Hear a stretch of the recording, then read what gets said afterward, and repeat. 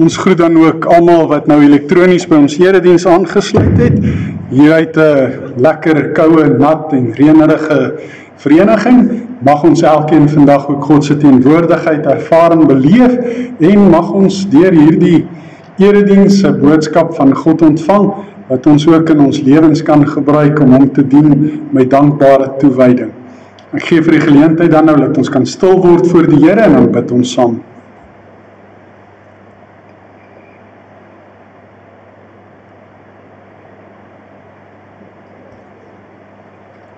Ons Vader wat in die hemel is, aan U bring ons vanoggend weer al die lof, die eer, die dank, die aanbidding en die heerlikheid tot in alle ewigheid. Want U is met mag en majesteit en krag omring. Voor U troon buig miljoene der miljoene engele en ontelbaar baie gelowiges wat ons al reeds vooruit gegaan het om U te aanbid en om U te dien. En dis ook waarom ons vandag hier in U huis bymekaar is. Om voor U troon te buig met eerbied en ontzag en allergrootste respek vir U mag, majesteit en heerlikheid. Ons besef saam met Jesaja, toe hy sy hemelse visioen gehad het, dat ons maar sondige mense is, en dat ons in 'n wêreld woon waarin die sonde heerskappy voer. En wanneer ons voor U aangesig verskyn, dan doen ons dit, Here, met 'n heilige eerbied.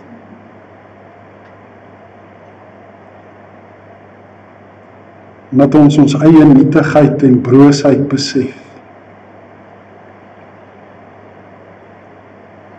Soos die psalmdigter geskryf het, is die mens maar soos 'n damp wat 'n oomblik verskyn en sommer weer verdwyn.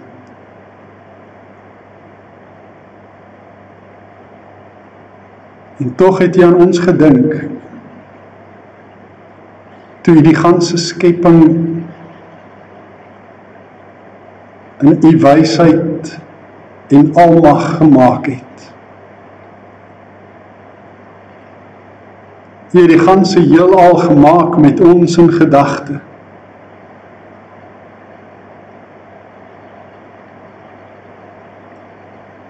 En daarom, Here, is ons gevul met dankbaarheid vir hierdie wonderlike aarde waarop ons mag leef, vir die pragtige omgewing rondom ons, vir die heerlike reën wat daar buite val. Ons sien dit as 'n teken van U goedheid en guns en van U versorgende liefde. En daarvoor loof en prys en dank ons U. Ons bid dat U nou deur die woord en gees ook met elkeen van ons persoonlik sal praat en dat ons sal ervaar en beleef dat ons 'n ontmoeting met U het en dat ons U stem duidelik sal hoor. Ons bid dit in Jesus se naam. Amen. Geliefdes, die heilige nagmaal het 'n baie spesiale betekenis. En dis waaroor ons vanoggend ook so 'n bietjie gaan nadink. Verlede Sondag het ons Petrus se geloofsbelijdenis gelees. En ook hoe hy Jesus kort daarna teleurgestel het, omdat hy gedink het aan dit wat die mense wou hê, nie aan wat God wou hê nie.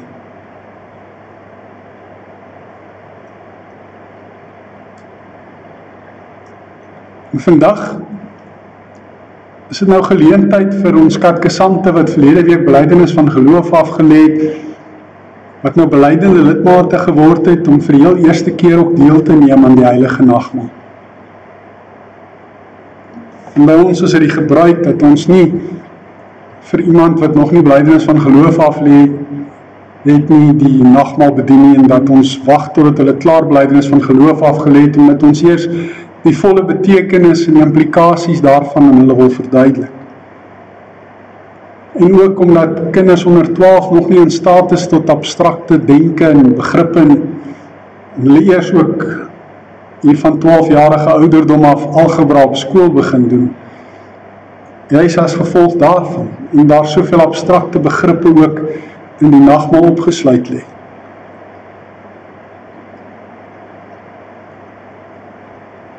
Ons vier die heilige nagmaal met brood en met wyn, omdat dit die tekens is wat Jesus ingestel het.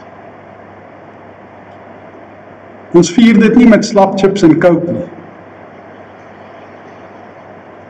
of met Burger King en Unlimited Mountain Dew nie.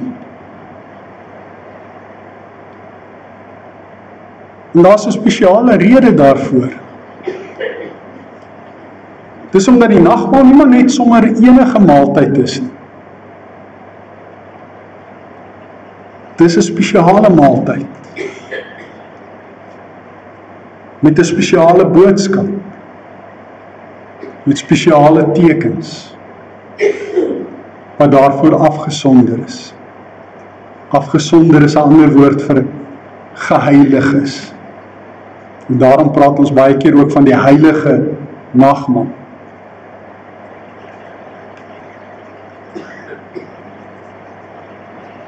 Jesus het geweet dat daar een ding is wat elke mens elke dag doen. En dit is om te eet.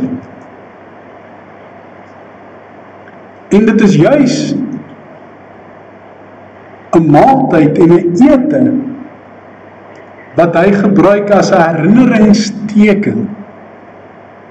Omdat hy wil hê ons moet elke keer wanneer ons eet aan hom dink. Eintlik nie net wanneer ons eet nie, maar gedurig deur elke sekonde van elke dag moet hy in ons gedagtes wees. Moet ons hom eer en verheerlik. Maar wanneer ons eet, sê ons dankie en ons dink aan hom. En so bly hy altyd deel van ons lewe en van ons gedagtes. En dis waarom die nagmaal ook 'n herinneringsmaaltyd of 'n gedagtenismaaltyd is, om Jesus in ons gedagtes te hou. Volgende lees ons uit Hebreërs hoofstuk 13. En dis eintlik nou 'n vreemde gedeelte om by 'n nagmaalserediens te lees. Maar na die tyd sal jy verstaan waarom ek juis ook hierdie gedeelte gekies het. En dit op my hart gelê is om dit ook volgend met u te deel. Die opskrif is die Christelike lewenswandel. As broers moet julle mekaar altyd lief hê. Moenie nalat om gasvry te wees nie. Want deur gasvry te wees, het sommige mense sonder dat hulle dit geweet het, engele as gaste gehuisves. Dink aan die gevangenes, asof julle self ook gevangenes is. En aan die wat mishandel word, asof julle self ook mishandel word. Die huwelik moet deur almal eerbaar gehou word. Wees in die huwelikslewe getrou aan mekaar, want ontuchtiges en egbrekers sal onder die oordeel van God kom. Hou julle lewe vry van geldgierigheid. Wees tevrede met wat julle het. God self het gesê, ek sal jou nooit verlaat nie, jou nooit in die steek laat nie. Daarom kan ons met vertroue sê, die Here is my helper. Ek ken geen vrees nie. Wat kan 'n mens aan my doen? Dink aan julle voorgangers wat die woord van God aan julle verkondig het. Let op hulle lewenswandel tot die einde toe en volg die voorbeeld van geloof wat hulle gestel het. Jesus Christus is gister en vandag dieselfde en tot in ewigheid. Moet julle nie laat meevoer deur allerlei vreemde leringe nie. Die goeie is daarin geleë dat die hart deur genade versterk word, nie deur eetgebruike nie. Die wat hulle aan hierdie gebruike gehou het, het niks daarby gebaat nie. Ons het 'n altaar waarvan die wat nog die offerdiens volgens die ou orde verrig, nie die reg het om te eet nie. Die bloed van die offerdiere word deur die hoofpriester in die heiligdom ingebring vir die sonde. Maar hulle liggame word buitekant die laar verbrand. Daarom het Jesus ook buitekant die stadspoort gelei, om die volk deur sy eie bloed van hulle sonde te reinig. Laat ons dan nou uitgaan na hom toe buitekant die laar, en die smaad dra wat hy gedra het. Want ons het in hierdie wêreld geen vaste verblyfplek nie. Ons is op soek na die toekomstige. Laat ons dan onophoudelik deur Jesus aan God 'n offer van lof bring. Die lof wat aan hom gebring word deur die lippe wat sy naam bely. Moenie nalat om goed te doen en mededeelsaam te wees nie, want dit is die offers wat vir God aanneemlik is. Julle voorgangers hou wag oor julle lewe en moet aan God rekenskap gee. Wees gehoorsaam en onderdanig aan hulle, want dan sal hulle hulle werk met vreugde kan doen en nie kla nie, anders het dit vir julle geen nut nie. Hou aan om vir ons te bid, want ons is daarvan oortuig dat ons gewete skoon is, omdat ons in elke opsig probeer doen wat reg is. Veral dring ek by julle daarop aan om te bid, dat God my gou na julle toe sal laat terugkom. Tot sover ons skrifgedeelte. Jy sal onthou dat ons verlede Sondag begin het ook met die vraag, wie is jy? Die vraag wat Jesus toe ook vir sy disippels gevra het, wie is ek? En hoe dat Petrus toe sy belydenis gedoen het, dat Jesus die Christus, die Seun van die lewende God is. In hierdie gedeelte antwoord die Hebreërskrywer ook hierdie vraag. Wie was Jesus? En hy doen dit op sy eie unieke manier. Hy skryf Jesus nie in soveel woorde nie, maar dis die implikasie daarvan, is God. En hy sal ons nooit verlaat nie. En ons ook nooit in die steek laat nie.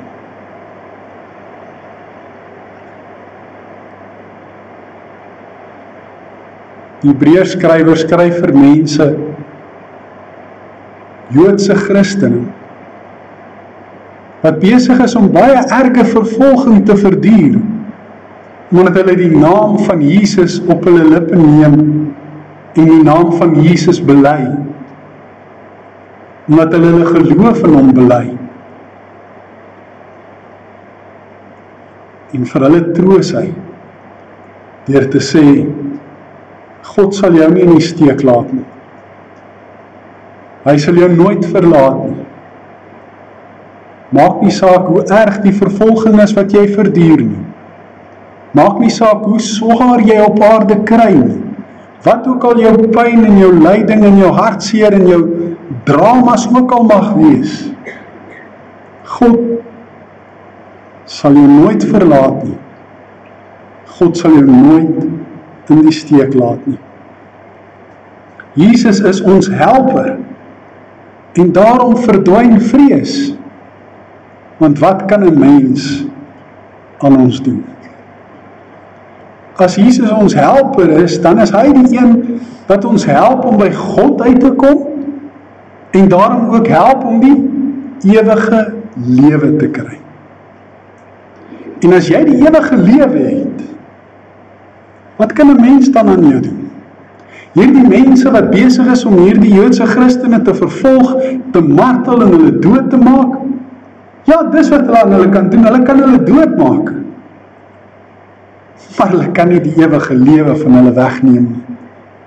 Jesus hou hulle in sy hand vas. Petrus sê, God bewaar die ewige lewe vir ons, en hy bewaar ons vir die ewige lewe. En dis waarom die Christen martelare bereid was om te sterf vir die naam van Jesus. Vir die belydenis dat Christus die Here is. Om hulle lewe daarvoor te gee. Want al maak 'n mens jou dood, hy kan nie die ewige lewe van jou wegvat nie. Niemand kan dit wegvat nie. Jesus Christus is die ewig onveranderlike. Hy is gister en vandag en tot in alle ewigheid dieselfde. En waarom is dit vir die Hebreërskrywer belangrik om hierdie geloofsbelijdenis te bely? Omdat hy die onveranderlike is, kan jy op hom staat maak. Weet jy wat om van hom te verwag? Want hy is betroubaar. Jy kan op hom reken. Jy kan op hom pyl trek. Jy kan op sy knoppie druk. En hy sal altyd daar wees vir jou. Om jou te help. Om jou te red. Hy sal nie verander en iemand anders word nie. Hy sal nie liefdeloos word nie. Hy sal nie haatdraand word nie. Want hy is liefde. Hy sal nie begin leuns vertel nie. Want hy is die waarheid. Hy sal jou nie van die wal af in die sloot en help van die regte pad af op die verkeerde pad op pad hel toe nie. Want hy is die weg tot die Vader. En niemand kom na die Vader behalwe deur hom nie. En dit sal vir altyd en ewig onveranderlik so bly. Ons kan op hom staat maak.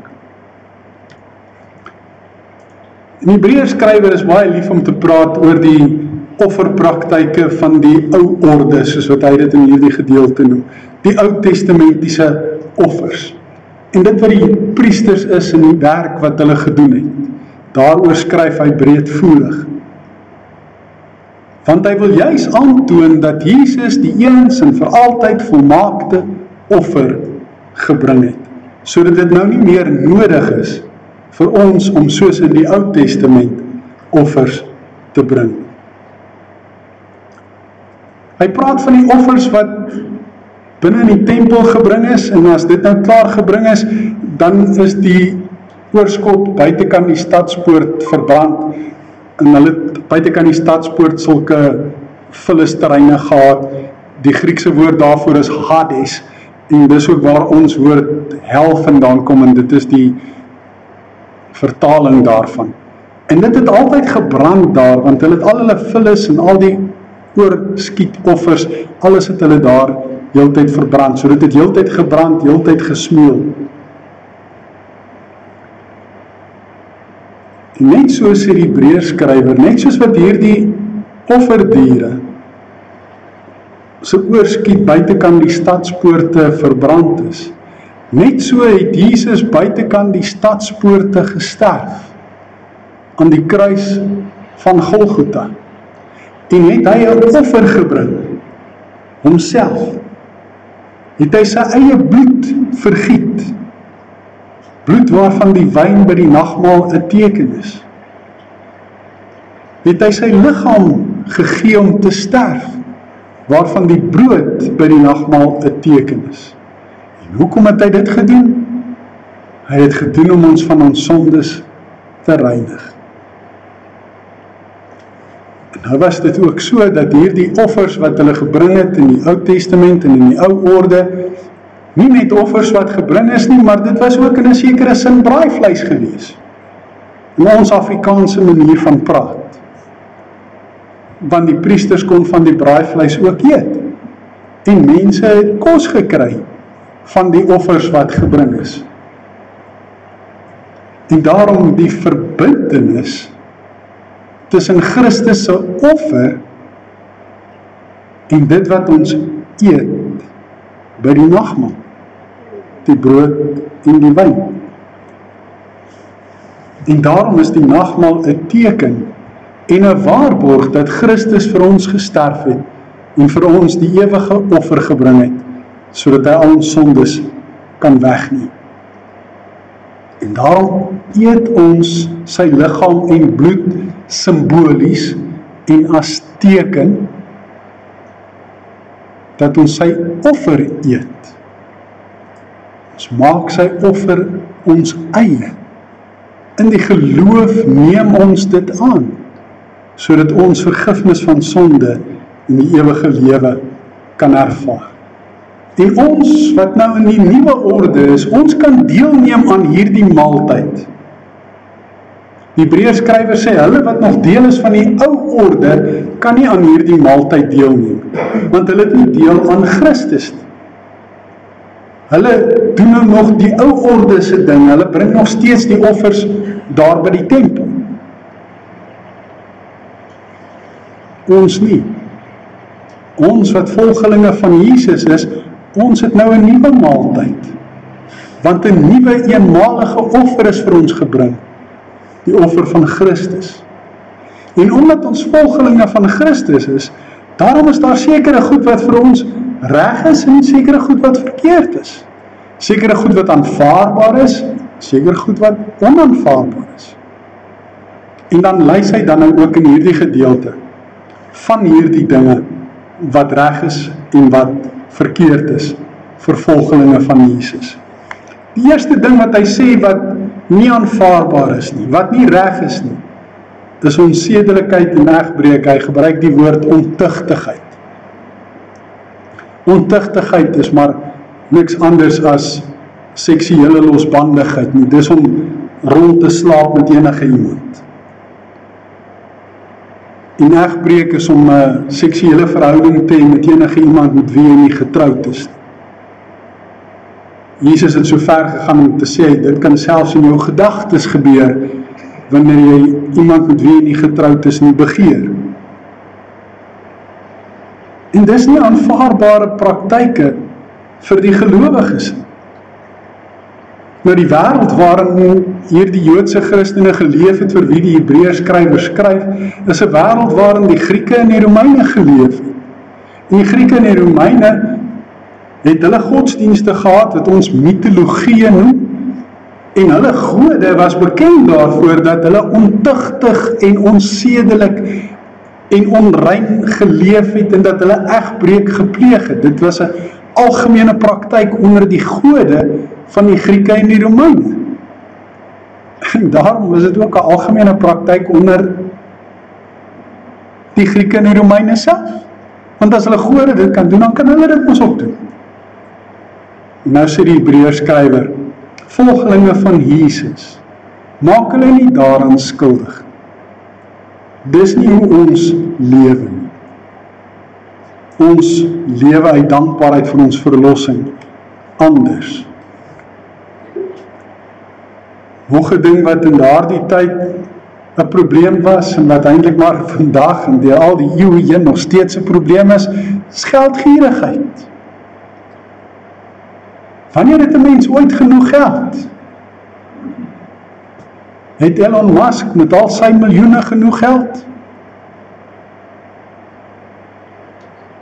Een van die ander miljonêers, biljonêers, triljonêers, wat mense hulle ook al noem. As die aandelebeurs val, dan verloor hulle sommer miljoene in een dag. Meer as wat ons ooit in 'n leeftyd bymekaar kan maak. En tog kom geldgierigheid so wyd voor by alle mense en oral, want alles draai net om geld. By volgelinge van Jesus behoort dit nie so te wees nie. Ons kan nie God en mammon dien nie, het Jesus gesê. Vir die ryk jongman het hy gesê, jy moet al jou goed verkoop en jou geld vir die armes gee, en dan volg jy my. Maar hy was te geldgierig. Hy het nie 'n volgeling van Jesus geword nie. En dan die derde ding wat die Hebreërskrywer noem, wat volgelinge van Jesus nie doen nie, is om agter die dwaalleringe aan te loop. Nou die dwaalleringe in hierdie konteks het oor allerhande eetgebruike en eetgewoontes voorskrifte vir die mense gegee. En dit kom nou maar uit die ou Joodse geloof, van jy mag nie hierdie dier eet nie, want hy is onrein, en jy mag nie aan daai dier raak nie, want hy is onrein, en allerhande sulke goed. En toe sê die Hebreërskrywer vir hulle, maar dit gaan nie oor wat jy eet nie, dit gaan oor die genade van God, wat jy in jou hart het, wat vir jou die geloof gee, om in Christus te kan glo. Dis waaroor dit gaan nie oor eetgebruike nie. Al daardie reëls van die moets en die moenies oor die eetgebruike, het eintlik geen nut nie. Wat regtig waarde en betekenis het, is geloof in Jesus. En dit gaan oor die genade wat jy in jou hart ervaar, omdat God dit vir jou gegee het. Nou kom ons by al die dinge wat die Hebreërskrywer sê ons wel moet doen as volgelinge van Jesus. Hy sê ons moet mekaar as broers altyd lief hê. Nou in die wêreld waarin ons leef, na die feministiese beweging, voel vrouens uitgesluit wanneer hulle dit hoor, want waar is die susters dan nou? Moet ons dan nou nie die susters ook lief hê? Maar die Bybel is nie geskryf in die tyd waarin ons leef nie. Hy is nie in die tyd geskryf na die feministiese beweging en waarin vroueregte 'n groot en 'n belangrike ding geword het nie. Hulle het 'n patriargale sisteem gehad waarin die man die hoof van die huis en die leiersfiguur in die samelewing was, en as hulle van hom gepraat het, dan het hulle sy hele huishouding ingesluit. Sy vrou en sy kinders, sy slawe, sy diere, alles is onder hom ingesluit en ingereken. En as Paulus sê ons moet mekaar as broers altyd lief hê, dan sluit hy eintlik alles wat saam met daai man gaan, wat jou broer is in die geloof, sy hele huishouding. En daarom is dit nie nodig om nou nog susters en kinders en slawe en diere en alles daarbey in te sluit en by te skryf nie, want dit word veronderstel. Dis ingereken, ons moet mekaar altyd lief hê. En dan sê hy in die tweede plek, ons moet gasvryheid aan almal bewys. Hy sê daar is mense wat sonder dat hulle dit geweet het, engele as gaste gehuisves het. Nou kan julle aan voorbeelde dink in die Bybel waarin dit gebeur het? Kan julle onthou toe Abraham daar by die terpentynbome van Mamre gesit het, was daar 3 besoekers wat hy ontvang het. Sonder dat hy besef het, was die besoekers engele.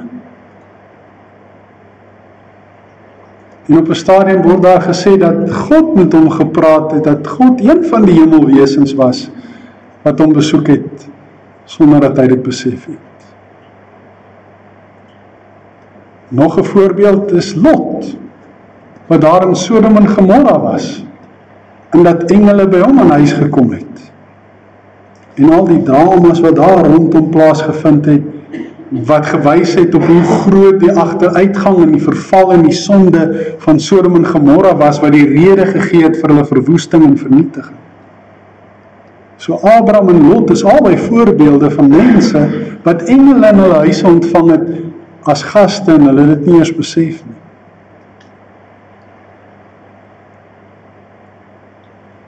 Jesus self het ook gesê, vir soveel as wat julle dit vir die geringste van hierdie broers van my gedoen het, het julle dit ook vir my gedoen. As jy vir iemand wat dors is 'n glas water gegee het, het jy dit vir my ook gegee. Gasvryheid moet ons aan almal bewys. En dis een van die goed wat in 'n gemeente ontsaglik belangrik is. As hier 'n vreemdeling in ons kerkgebou instap, en hulle kom kuier vir 'n Sondag hier, het sy as kuiergaste van ons lidmate, of as iemand wat op soek is na 'n plek om iewers te aanbid, is een van die eerste dinge waarna so 'n persoon smag, gasvryheid. 'n vriendelike glimlag. Iemand wat hom verwelkom, of haar. Doen ons dit? Sien ons dit ooit raak?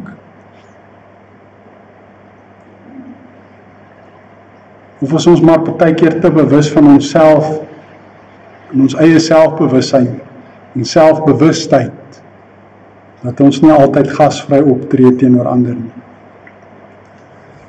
Wat ons ook nodig het, sê die Hebreërskrywer, is medelee.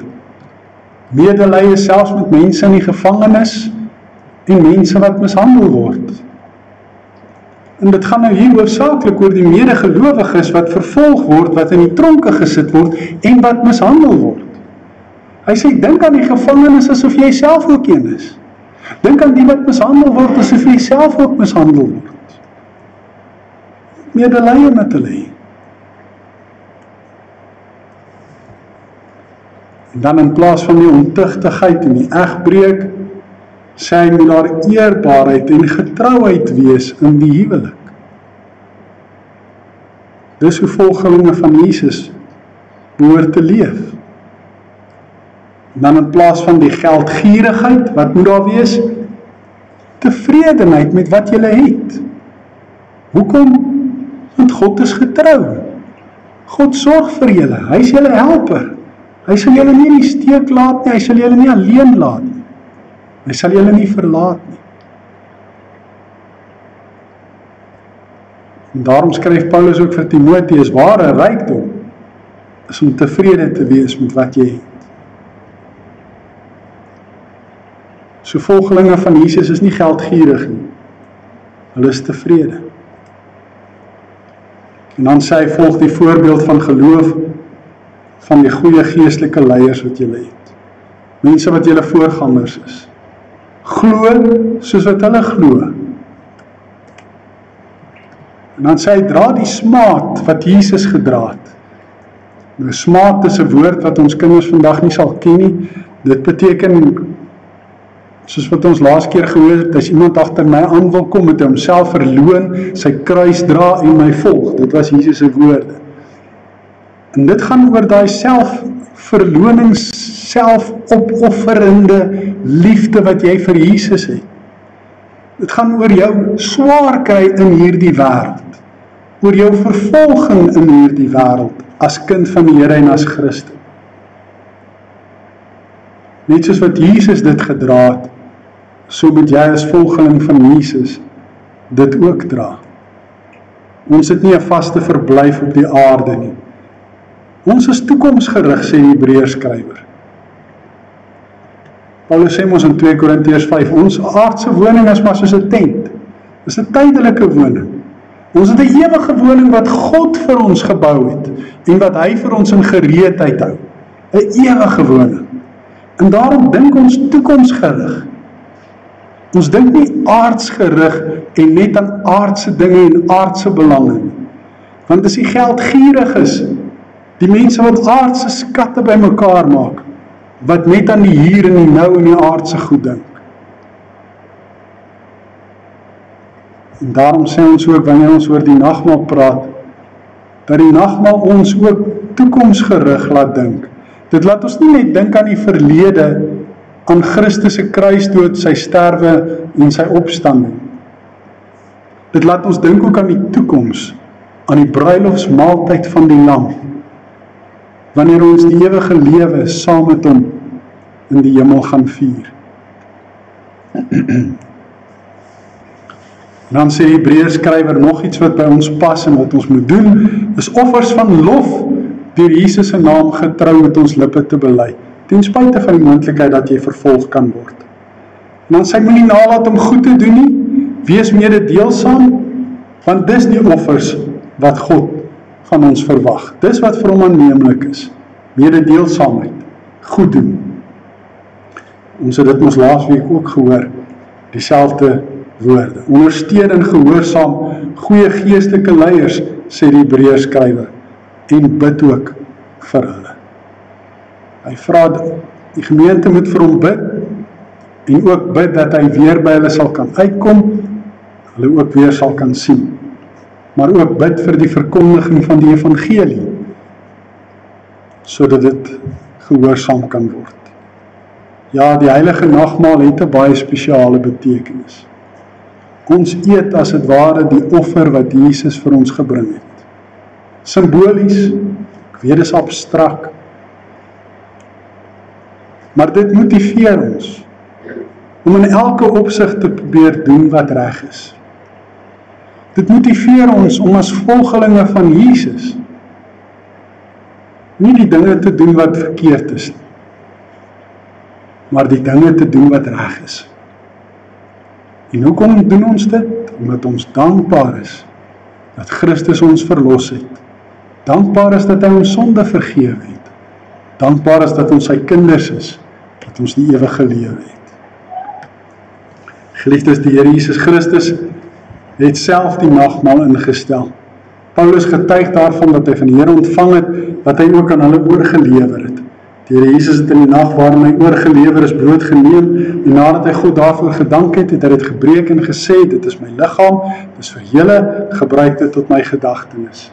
Net so, ook het hy na die maaltyd die beker geneem en gesê, hierdie beker is die nuwe verbond, wat deur my bloed beseël is, gebruik dit elke keer as julle daaruit drink tot my gedagtenis. Elke keer as julle hierdie brood eet en uit die beker drink, verkondig julle die dood van die Here, totdat hy kom.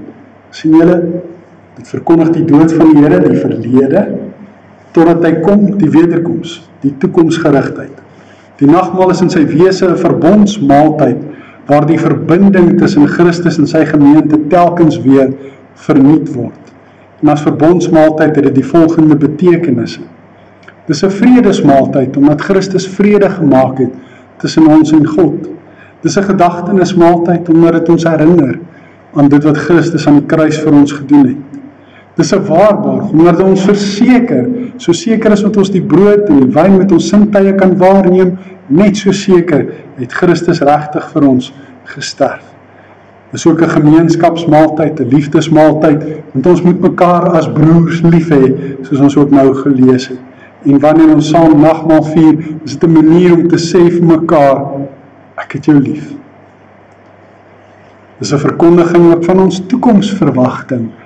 Soos ons ook net nou gesê het, dit laat ons ook kyk na die toekoms, want ons is hier op aarde in 'n tydelike woning. Dis 'n vreugdefees, omdat ons bly en dankbaar en opgewonde is vir ons verlossing, en daarom 'n fees ook van dankbaarheid, omdat ons vir die Here dankie sê vir wat hy vir ons gedoen het. Dis ook 'n uitnodiging aan elkeen wat blydende lidmate is, om dit te kan gebruik in 'n geleentheid, om ons geloof versterk te kan word. Maar om die volle seën van die nagmaal te kan ontvang, is dit nodig dat elkeen om in die teenwoordigheid van die Here eers sal self ondersoek, voordat hy van die brood eet en uit die beker drink, en tot bekering kom, sodat hy nie oordeel oor homself bring nie. Ons word verplig om opnuut na te dink oor al ons sondes. Sondes waar ons met gedagtes, woorde of dade oortree het, en ook sondes van versuim, waar ons nagelaat het om die opdragte van die Here uit te voer. Ek gee graag vir die geleentheid nou vir stil gebed, sodat jy jouself opreg voor God hieroor kan verootmoedig.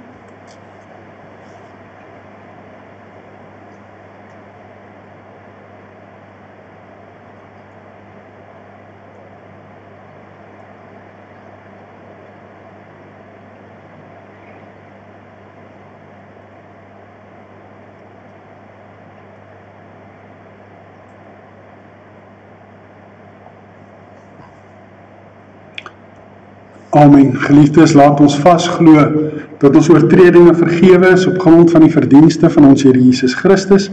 Laat ons ernstig daarna strewe met ons hele lewe dankbaarheid aan die Here te bewys, deur in ware liefde teenoor hom en ons medemens te lewe, en ook al die dinge wat reg is te doen.